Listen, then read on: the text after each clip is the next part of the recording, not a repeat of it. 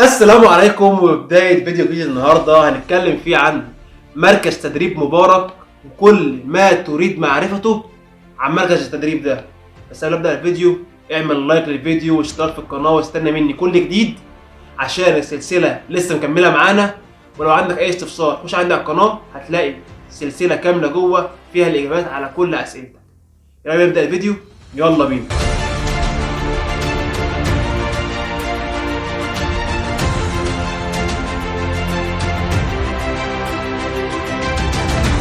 انا ظبطت لك الفيديو ده عشان يكون مرتب جدا وما تتوهش مني. عملت لك له عناصر في الاول هعرفك هي ايه وابدا اشرحها عنصر عنصر. اول عنصر معانا مكان مركز تدريب مبارك ده فين، وتروحوا ازاي وتروحوا امتى، وتقسيمة طبعا مركز تدريب مبارك عامله ازاي من جوه. خامس حاجه معانا الزياره بتاعتك بتجيلك امتى او الاجازه بتاعتك هتنزلها امتى. اخر حاجه معانا وهي حاجه مهمه جدا وانا كنت عامل عليها فيديو كامل عندي على القناه، حابب تخش تشوفه. تاخد معاك كام فلوس وانت رايح مركز التدريب بتاع مبارك. مركز تدريب مبارك هو المركز الوحيد لعساكر الداخليه، مش زي الحربيه ليها كام مركز تدريب. وكده كده احنا مش هنروح بعيد يا جماعه. مركز تدريب مبارك بيكون قدامه على طول مركز التدريب الهايك ستيب بتاع الحربيه. يعني كده كده شرطه وحربيه اخوات، واي حاجه بتتقال عليهم دي اشاعات. ومكانه فين بقى؟ هو مركز التدريب بتاع مبارك هيكون مكانه في طريق مصر السويس عند كيلو 24. طبعا وانت رايح تسلم نفسك لمركز التدريب بتاع مبارك محدش هيوصلك زي بتوع حربيه، لان بتوع حربيه بتاخدوا اتوبيسات ويروحوا مركز التدريب. لا، انت اللي هتروح بنفسك لمركز التدريب بتاعك. بص يا غالي، تروح ازاي بمركز التدريب ده؟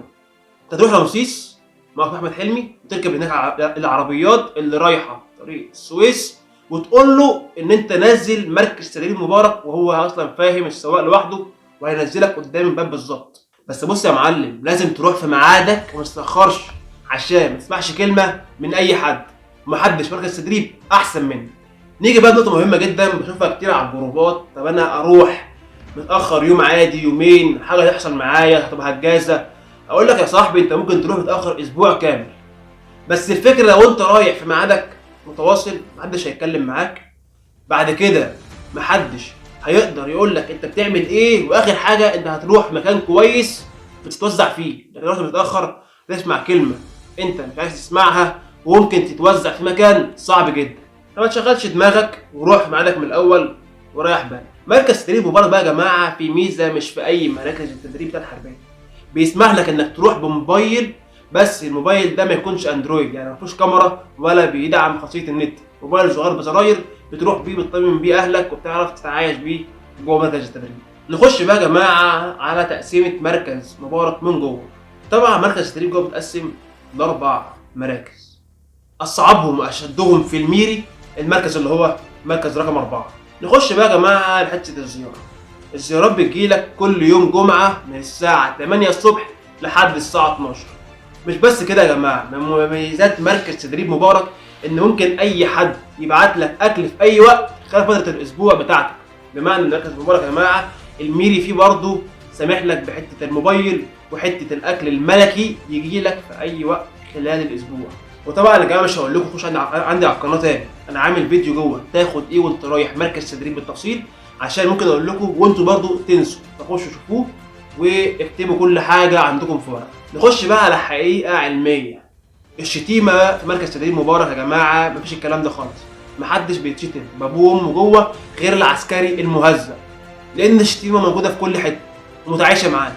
بس العساكر المهزأه اللي هي مش متربيه، لكن انت طالما محترم نفسك وعارف حدودك كلهم هيحترموك جوه. مش بس كده بس، لا ده هيحبوك كمان. معلومة بقى مهمة لازم تعرفها بما انك رايح مركز تدريب مبارك. مركز تدريب مبارك دوت هو اللي بيوزع جميع عساكر الداخلية على جميع انحاء جمهورية مصر العربية. وما تخافش، انت كمؤهل عالي هتتعامل معاملة المؤهل العالي جوه، وكلهم فاهمين يعني ايه مؤهل عالي. وبالاخر انت لما توصل مركز التدريب بتتقسموا لمؤهل عالي فوق متوسط، متوسط والعادي اللي عساكر سنة وسنتين وثلاث سنين.